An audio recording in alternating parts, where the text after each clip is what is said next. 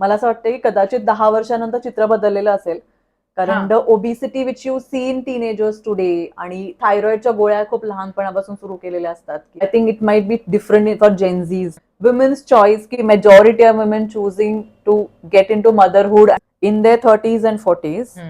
तर कन्सेप्शनच्या आधी कुठली काळजी घ्यायला पाहिजे जेणेकरून सुरक्षित मातृत्वापर्यंत आपण पोहोचू शकतो. So menstrual health is the priority. Your cycles have to be regular. Every 30 days or every 35 days you should get your cycle. You have to have some sort of bleeding. 2-3 दिवस bleeding असेल तरी ठीक आहे. Excessive bleeding more than 4-5 days is abnormal. Very scanty bleeding, just a drop or just 1 day is abnormal. Periods which are delayed, like 1.5 महिना 2 महिना झाले periods नाही आले आहेत किंवा 15 days periods येत आहेत, this is abnormal. Excruciating pain during periods is abnormal. You do not have to pain सहन करायचं असतं. पिरियड मध्ये पेन होतच असतं, ते आपला बाईचा जन्म आहे, हे सगळं खोटं आहे. ओके, दॅट्स व्हेरी इम्पॉर्टंट की पिरियड्स कडे लक्ष ठेवा आणि पिरियड्स विषयी बोलूच नका अशा संस्कारांमधून आपण येतो. आणि हे इतकं महत्वाचं की पिरियड्स कडे लक्ष ठेवा, दुखत नाहीये पिरियड्स मध्ये आणि किती दिवस पिरियड्स जात आहेत, किती पिरियॉडिकली पिरियड्स येतात. It should be periodic as the name indicates. It's very important. आणि येस, कुठल्या वयापासून लक्ष ठेवायला, ते 20 पासून लक्ष ठेवायला पाहिजे की periods normal. Yes definitely. Initially few years थोडे इरेग्युलर असू शकतात, 2-3 वर्ष. But as the hypothalamus brain आणि ovarian axis pituitary axis sets in, तर ते रेग्युलराइज होतात, व्हायला हवेत. तसे नाही झाले then you have to intervene. You have to go to a doctor and get yourself treated and checked whether you have PCOS thing.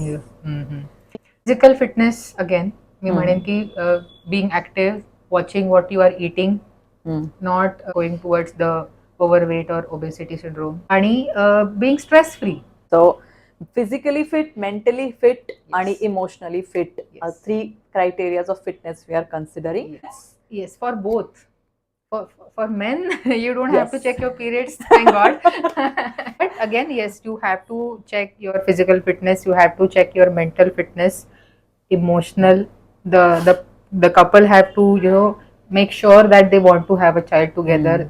And financial, of course, financial aspects in some cases you have to see की तुम्हाला त्या बाळाचं पोषण करण्यासाठी, पुढे त्याला nurture करण्यासाठी are you financially capable. I think finances is where everyone ends up having child at 30s. तोपर्यंत financial stability येणं थोडं अवघड असतं. हे खूप जनरल ॲडवाइस आहे. मला असं वाटतं की विजिट अ डॉक्टर. राईट. जर का तुम्हाला डिसिजन घ्यायचा आहे की कधी प्रेग्नन्सी ठेवायला हवी, आपण थांबू शकतो का नाही थांबू शकत, तर visit a doctor, get yourself check, both of you, husband and wife, and then doctor will tell you whether you have time or you should start away immediately, or की काही प्रॉब्लेम्स आहेत का, असेल तर त्याला address करून immediately medicines, किंवा most common thing is vitamin deficiency. Okay, it is rampant, like every other person will be deficient in vitamin D and vitamin B12, आणि ते डे टू डे लाईफ मध्ये पण आपल्याला अफेक्ट करतं आणि फर्टिलिटीला तर करतं. So just get the basic panel done, get start your supplements, and then you can lead your way ahead. I am curious from the social aspect of it, की मी काही गावांमध्ये जाते आणि त्याच्यामध्ये पाड्या वस्त्यांवरती खूप लहान मुलींचे लग्न होतात. म्हणजे 10वी ते कशी म्हणजे त्या म्हणतात की प्लीज 10वी तरी पास होऊ द्या, पण 14व्या आणि 16व्या वर्षी 10वी पास झाल्या ते लग्न करतात. काही पाळी आलेलं लग्न होतं आणि they get into motherhood. So is it safe to embrace motherhood that early? No. Physically, the uterus and the ovaries and overall her body structure is not ready. At least she has to be 18 years. आणि anaemia हा खूप जास्त rampant होतो त्या मुलींमध्ये, कारण त्यांचं एकतर डाएट बरोबर नसतं आणि मग ते पिरियड्स चालू झाल्यानंतर त्यांचा जो ब्लड लॉस होतो तो भरून येत नाही. They are already anemic. मग त्यांनी प्रेग्नन्सी त्या ॲनिमियामध्ये राहिली की देन दे बिकम सिव्हिअरली ॲनिमिक, आणि मग प्रेग्नन्सीची सगळी कॉम्प्लिकेशन्स त्यांनाही चालू होतात, बाळालाही होतात. बाळ पण पोटात असल्यापासून कुपोषितच बनतं. बाळाचं वजन न वाढणे किंवा BP वाढणे प्रेग्नन्सी मधलं, डिलिव्हरी ह्या एज मध्ये. येस. ओके. आणि Yes. खूप बारीक पेशंट्स असतात, कारण त्या mothers are like very slim, yes yes. त्यामुळे त्यांना बीपी वाढेल असं थोडंसं आश्चर्य वाटतं. But anaemia is one of the हम्म. को रिलेशन आहे त्याच्यामध्ये. डिलिव्हरी नंतर जे ब्लिडिंग होतं ते पण अॅनिमिक पेशंट मध्ये जास्ती असतं. तर हे सगळे कॉम्प्लिकेशन्स मग त्यांच्यात जास्ती पाहायला मिळतात. 6 वर्षापर्यंत तरी ऍटलिस्ट प्रेग्नन्सी ठेवणं हे धोकादायक ठरू शकतं. सरकारी जाहिराती यायच्या, त्याच्यामध्ये 20 हे वय सांगितलं जायचं. हा, कारण 18ला तुम्ही त्यांना लग्न करा असं म्हणता आहात, तर लग्नानंतर कमीत कमी 1 वर्ष तुम्ही द्यायला हवं हजबंड वाईफला एकमेकांशी. Ideally ideally yes. बेबी कधी हवा आहे याबद्दल पण जागरूकता नाहीये खूप साऱ्या लोकांमध्ये, कारण कॉन्ट्रासेप्शन हा अजून मोठा टॅबू आहे. त्याच्याबद्दल तुम्ही कोणाशीच बोलत नाही आणि मग प्रेग्नन्सी राहते आणि मग तुम्ही विचार करता की अरे आता तर मला प्रेग्नन्सी नाही पाहिजे, मग मी काय करू. आणि अबॉर्शन हे कॉन्ट्रासेप्शन नाही, प्लीज. व्हेरी इम्पॉर्टंट की अबॉर्शन किंवा गर्भपात हे गर्भनिरोधनाचं साधन असू शकत नाही, हे खूप स्पष्ट आहे. त्यामुळे लग्नानंतर किती दिवस तुम्हाला प्रेग्नन्सी नको आहे त्यानुसार तुम्ही एकमेकांशी डिस्कशन करून डॉक्टरकडे जाऊन योग्य ती साधनं वापरायला हवीत. Multiple options are available. ज्या गर्भनिरोधक गोळ्या आहेत त्या पण सुरक्षित आहेत. त्याबद्दलही समाजामध्ये खूप असं मिसकन्सेप्शन आहेत की त्या गोळ्या घेतल्याने मग परत प्रेग्नन्सी राहतच नाही किंवा खूप वेळ लागतो. असं नाहीये. The moment you stop taking the tablet, next month you will ovulate. Okay. तर खूपदा असंच पाहिलंय मी की ज्या महिन्याला गोळ्या बंद केल्या त्याच्या पुढच्या महिन्यात दे गेट प्रेग्नेंट. ओके. आणि त्या गोळ्यांनी वजन वाढतं, ओबेसिटी वाढते असं नॉट पण रिअली. नाही. इट डिपेंड्स की तुम्ही कोणत्या कारणासाठी देता आहात त्या गोळ्या आणि त्या हॉर्मोन्सचा डोस किती आहे आणि किती ड्युरेशनसाठी दिला आहे. म्हणून डॉक्टरांच्या सल्ल्यानेच नेहमी त्या गोळ्या घ्यायच्या. त्या गोळ्या सेफली घेऊ शकता आणि त्याच्याने तुमची प्रेग्नन्सी तुम्ही व्यवस्थित प्लॅन करू शकता. अनप्लॅन्ड प्रेग्नन्सीमुळे जे फिजिकल आणि मेंटल बर्डन बायकांवरतीच येतं आणि पुरुषांवरती ते खूप कमी वेळेला येतं, बायकांवरतीच येतं. त्यामुळे बायकांनीच स्वतःचा हेल्थचा कंट्रोल आपल्या हातामध्ये घेऊन या सगळ्या गोष्टी करायला हव्यात. येस, हा खूप महत्वाचा, जिव्हाळ्याचा आणि खूप नाजूक विषय डॉक्टर प्रवीणा तू छेडलेला आहेस. मला असं वाटतं आजच्या काळामध्ये 14-15 वर्षाच्या मुलांना सुद्धा कॉन्ट्रासेप्शन याविषयी अगदीच बोललं पाहिजे. शाळेत असतानाच आपण आपल्या मुलामुलींशी या संदर्भात बोललं पाहिजे. हा, माहिती असायला हवी. माहिती नसल्यामुळे असं झालं हे आजच्या काळात व्हायला नाही पाहिजे. इन्फॉर्मेशन टेक्नॉलॉजीचं जर का जग आहे आणि जर का तुम्ही ही माहिती तुमच्या मुलांना देत नाही आहात. गर्भपात हे गर्भनिरोधनाचं माध्यम असू शकत नाही किंवा साधन असू शकत नाही, पण ह्याच्यात पुढचा टप्पा पण उरतो की अनेकदा कॉन्ट्रासेप्शन फेल्युअर होतं. कॉन्ट्रासेप्टिव्ह योग्य प्रकारे वापरले जात नाहीत किंवा वापरले नाहीयेत आणि प्रेग्नन्सी राहिली. तर हे आपण आकडेवारी बघितली तर टीनेज मध्येच होतं असं नाही. टीनेज प्रेग्नन्सीज हा एक वेगळा मुद्दा आहे आणि टीनेज प्रेग्नन्सी नाजूक असतात, पण आकडेवारीमध्ये बघता 30च्या आणि 40च्या महिलांमध्ये, मॅरिड कपल्स मध्ये सुद्धा अबॉर्शन्स अगदी करण्याची स्थिती येते. आणि एक खूप धक्कादायक आकडेवारी मला इतक्यातच वाचण्यात आली की युनायटेड नेशन्सच्या आकडेवारीनुसार भारतामध्ये दररोज अबॉर्शन मधल्या कॉम्प्लिकेशन्समुळे 8 महिलांचा, नवमातांचा मृत्यू होतो आणि that's a big number. Every day 8 women we lose. आणि खरंच इतकं रिस्की असतं का abortion? Yes, I would love to speak about it. कारण अगेन जसं कॉन्ट्रासेप्शन टॅबू आहे तसं अबॉर्शन हाही खूप साऱ्या घरांमध्ये टॅबू आहे. कारण ते अगदी गुपचूप केलं जातं. अगदी नवरा बायको फक्त एकमेकांशी बोलतात, कोणाला सांगत नाहीत, कारण तसंच घरामधून त्यांना ते प्रेशर असतं. तर अबॉर्शन हा सुद्धा सेफ अबॉर्शन हा सेफ मदरहूडचाच एक कॉम्पोनंट आहे. Very true. आणि I am so proud to say की भारत हा असा एक देश आहे पूर्ण जगामध्ये की जिथे सगळ्यात लिबरल लॉ आहे अबॉर्शनचा. तुम्ही आयर्लंडमध्ये बघा, अमेरिकेमध्ये बघा, तिथल्या बायकांना अबॉर्शनच्या राईटसाठी झगडावं लागतंय आणि आपल्याला कोर्टाने असा तो हातात दिला आहे. खरोखर.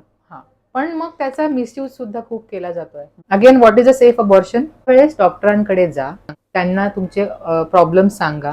देर आर सेफ वेज. गोळ्यांनी अबॉर्शन्स करू शकता किंवा एक सक्शन इव्हॅक्युएशन म्हणून प्रकार असतो, धुलाई म्हणतो ज्याला नॉर्मल भाषेत, त्यांनी करू शकता. So there are multiple ways to get an abortion done. Please do not go to a medical store and ask the medical guy to give abortion pills, because it is really unsafe. खूप महत्वाचं आहे की स्वमातृत्व म्हणजे जेव्हा बाळ होतं तेव्हाच मातृत्व नाही, तर जेव्हा प्रेग्नन्सी कोणत्याही प्रकारची राहते ते सुद्धा आपण मातृत्वामध्येच गृहीत धरतो. आणि जर का प्रेग्नन्सी नको असेल तर डॉक्टर प्रवीणा जे म्हणतात त्यानुसार की दुकानांमध्ये जाऊन गुगलवर बघून ChatGPT ला विचारून अबॉर्शनच्या गोळ्या कृपया घेऊ नका, कारण ती खूप मोठी रिस्क आहे. त्याच्यानी सगळ्यात मोठी रिस्क ही असते की इनकम्प्लीट अबॉर्शन होतं कधी कधी, जे की आपल्याला असं वाटतं की हा ब्लिडिंग झालं, अबॉर्शन झालं असेल आता, पण थोडंफार काही पीसेस आतमध्ये राहू शकतात आणि मग काही दिवसांनी टोरेन्शियल ब्लिडिंग होतं, म्हणजे की खूप जास्त ब्लिडिंग होतं आणि मग अशा वेळेस त्या महिलेच्या जीवाला त्याने धोका होऊ शकतो. किंवा ब्लिडिंग नाही झालं तरी ते पीसेस आतमध्ये राहून त्याच्याने इन्फेक्शन होऊ शकतं. त्याच्यानी नंतर जेव्हा तुम्हाला प्रेग्नन्सी हवी असेल तर मग गर्भपिशवी आतून इन्फेक्टेड असते, देन मग प्रेग्नन्सी लवकर राहत नाही, असे सगळे कॉम्प्लिकेशन्स होऊ शकतात. व्हेरी व्हेरी रेअरली दो एक्टॉपिक प्रेग्नन्सी असेल, म्हणजे की युट्रसच्या आतमध्ये प्रेग्नन्सी न राहता जर का ती इथे राहिली आहे ट्यूबमध्ये आणि गोळ्या घेण्यात आल्या तर ती ट्यूब फाटते, एक्टॉपिक प्रेग्नन्सी रप्चर होऊ शकते आणि मग तर ते अगदीच जीवावरती बेततं. त्यामुळे डॉक्टरकडे जाऊन डॉक्टर पहिले कन्फर्म करतात की तुमची प्रेग्नन्सी इंट्रा युटराईन आहे की नाही आहे, आणि त्यानुसार मग पुढची ट्रीटमेंट केली जाते. किती आठवड्यांची प्रेग्नन्सी आहे, जर का 2 महिने ऑलरेडी होऊन गेले असतील तर मग गोळ्या बऱ्याच वेळेला काम करत नाहीत, गोळ्यांसोबत आपल्याला ऑपरेशनही करावं लागतं. राईट. आणि अबॉर्शन सोबत आपण कॉन्ट्रासेप्शनही कंबाईन करू शकतो सेफली. डॉक्टरांकडे जा, तुम्ही त्यांच्याशी डिस्कशन करून तुमचं जे अप्रोप्रिएट कॉन्ट्रासेप्शन चॉईस आहे ते चूज करून you add that to your daily routine. As a gynecologist, what is your personal choice for contraception? There is no one right choice for one person. असं आहे, it depends on वय किती आहे, तिला ह्याच्या आधी किती मुलं आहेत आणि याच्यानंतर तिला प्रेग्नन्सी कधी हवी आहे का नाही हवी आहे. Contraception is a couples decision. Very important. Yes, very important. Husband has to know and they have to contribute. Okay?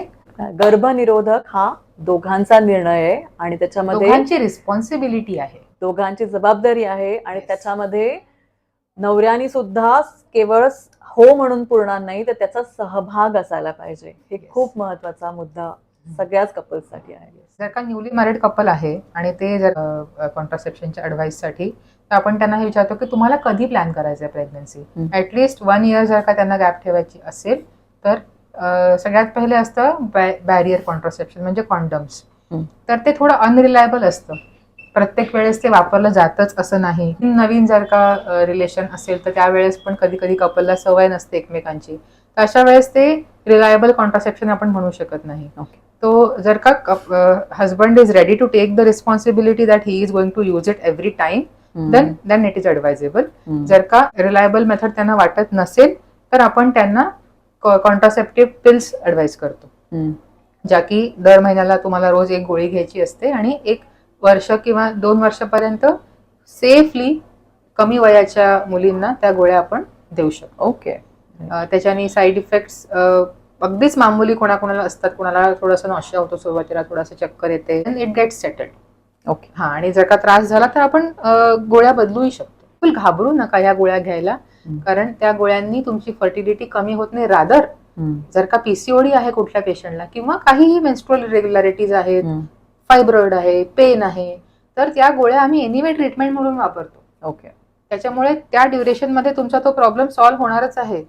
आणि त्या गोळ्या थांबवल्या की फर्टिलिटी अशी थोडी वाढते. Bounce back. Yes, it does bounce back. Interesting. Yes, it does.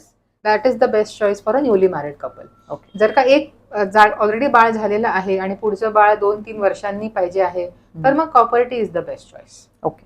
Again, condoms वापरू शकत असाल, वापरणार असाल रिलायबली, तर देन यूज कॉन्डम्स, कारण त्याचे काहीही साईड इफेक्ट नाही आहेत. Yes, apart from unexpected pregnancy which is very rare. But yes, again तर डबली शुअर व्हायचं असेल तर देन यूज कॉपर्टी. कॉपर्टी संबंधित पण खूप सारे गैरसमज अजूनही आहेत. मला असं सांगायचं आहे की आता झाली आहेत 50-60 वर्ष कॉपर्टी वापरून. जसं मेडिकल सायन्स सुधारत आहे, कॉपर्टी सुद्धा इव्हॉल्व्ह होते आहे. जुन्या काळामध्ये कॉपर्टी बसवली की भयंकर ब्लिडिंग व्हायचं बायकांना आणि त्याच्यामुळे त्यांना त्रास व्हायचा, पोटात दुखायचं. आता ते प्रमाण खूप कमी झालेलं आहे. कॉपर्टी नंतर हेवी ब्लिडिंग होणं, पेन होणं हे कमी झालं आहे. इनिशियली एखाद्या सायकलमध्ये असं होऊ शकतं, ते आपण साध्या गोळ्यांनी मॅनेज करतो आणि प्रॉपर्टी काढल्या पुढच्या महिन्यामध्ये प्रेग्नन्सी राहू शकते. Again it does not affect your fertility आणि it does not travel into your abdomen here and there. असं पण हा, खूप असतं, म्हणजे रेअरली असं झालेलं आहे. ओ गॉड, हे नको अशा- सांगायला आपण. नाही बायकांना तीच भीती असते की ती Okay. पिशवी फाटून ते पोटात जाते म्हणून किंवा अय्यो. छातीत जाते. ओ बापरे. हो. तर आता कोणी असं नाही सांगत ना की मी कॉपर्टी बसवली आहे बरं का आणि मला काहीच त्रास नाहीये. हा, असं जाऊन कोणी कोणाला सांगेल का? बरोबर. बायकांच्या मध्ये जर का कोणी गप्पा मारत असेल तर. पण काय स्टोरी पास ऑन, कोणती स्टोरी होणार आहे? सनसनाटी की केस. तिच्या वहिनीच्या आत्याच्या मुलीच्या बहिणीला कॉपर्टी बसवली होती आणि ती अशी पोटात गेली. ओके.